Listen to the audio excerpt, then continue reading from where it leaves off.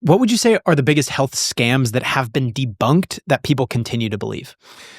Ooh, that's actually a really good one. There are a lot of those centered around specific interventions. Like, for example, I'm a big believer in NAD. I don't think that NAD is a scam, but I would rather use supplements that improve the body's natural production of NAD than to put.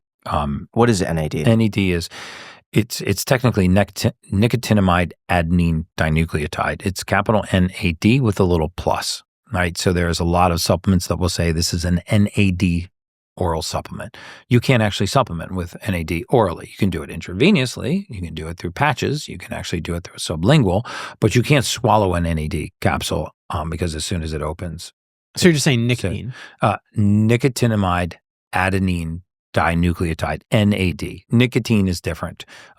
Nicotine, your classic nicotine you're thinking of, whether it's tobacco derived or not, actually has some benefits. It's just the delivery system that we use that vaping, smoking, a lot of the delivery systems for nicotine are the villain, not the nicotine compound itself. Can we pause there for a quick second on nicotine? Mm-hmm. What about the patch or the gum?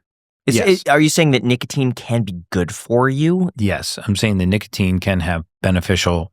It can have benefit in the body. It's usually the delivery system of getting nicotine that's the issue. So the smoking. So is there a healthy way to get nicotine, and should you get addicted to nicotine? Yeah, I'm not saying you should get addicted to nicotine, but I mean some of the oncology research, some of the competitive binding receptor research that actually shows, for example, in the beginning of the pandemic, a lot of smokers didn't get COVID. You might have heard of that. Fauci came out and really blasted it. But why were smokers not getting COVID? Because SARS-CoV-2 bound to the same receptors as nicotine. We also know that it has beneficial effects in some oncology treatments. We don't think of nicotine as being one of the bullets in the arsenal against cancer, but it is emerging as a real potential for oncology treatment. Now, for the record, I'm not an oncologist or a physician, but I've been reading the research.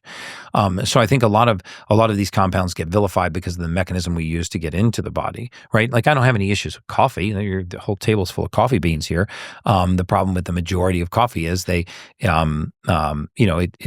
highly infested with mold, and mold and mycotoxin is.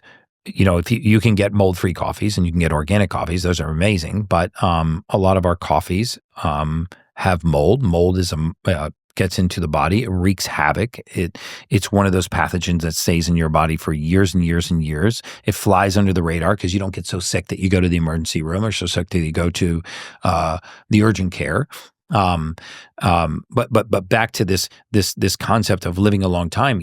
I believe that this artificial intelligence, early detection, and big data, one of the things that we're able to do now is we're able to go into the body and we're able to test for all of these things that we were previously not looking at: mold, mycotoxins, heavy metals, viruses, parasites, which all of us have. Guys, just accept it. We all have these pathogens. And we can go in and we can rid the body of these things. And what happens when we rid the body of these things? The immune system now gets a leg up, right? Because it's not fighting on so many fronts. It's like you put the best fighter in the world in the center of the octagon. If you just keep adding opponents, to that ring, eventually they're going to collapse, right? They can only fight on so many fronts. The immune system is no different. Right? It's policing our body for senescent cells. It's going after zombie cells. It's there's a new invader that's come in, a virus or a parasite or a pathogen. The gut is starting to leak. So now it's got a war right outside of your leaky gut. And so it starts to fight on so many fronts that it gets weak and it begins to collapse. This is when a lot of these viruses start to resurge later in life. But what about the hygiene hypothesis that suggests that people do need to get certain sicknesses and viruses and stuff like that so then they can train their immune system to then be able to fight it off? That's why a lot of people during COVID, when they stayed indoors, they all got sick afterwards because they didn't have all of these influences and stuff. Bacteria. I will tell you the worst thing that we ever did to humanity during COVID, full stop, and this will probably cut your audience right in half, was residential quarantining, masking, and social distancing. That was a horrible idea. The body responds very well to certain stressors. They're called hormesis or hormetic stressors. So cold plunging, for example, is a hormetic stress, but your body responds very well to it. So if you don't load up your bones, they don't strengthen. If you don't tear a muscle, it doesn't grow. If you don't challenge the immune system, it weakens. So what you saw was the global effect of the weakening of the immune system. We basically shoved everybody indoors, took human beings out of contact with other human beings, and we weakened the immune system. And then what happened on the backs of the pandemic? Oh, monkeypox. Well, what the hell is monkeypox? I don't know. I've never heard of monkeypox. No, it's always been around. It's just such a weak virus. We never thought about it. And now it's infecting people, and bird flus and all of these different strains. We're on an 8th version of Omicron, the SARS mutation. So the best thing that could have happened to you during COVID was to get a natural infection and develop a natural immune response, right? So we're realizing that the more human beings are in contact with other human beings, the stronger our immune system is.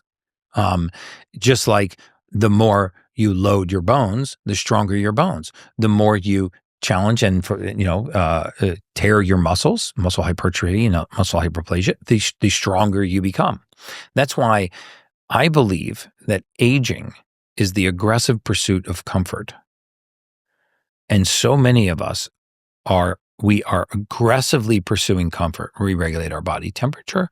Our air temperature. We regulate all of our lighting. You guys can make it the surface of the sun at 1 o'clock in the morning in here if you wanted, right? That's not natural.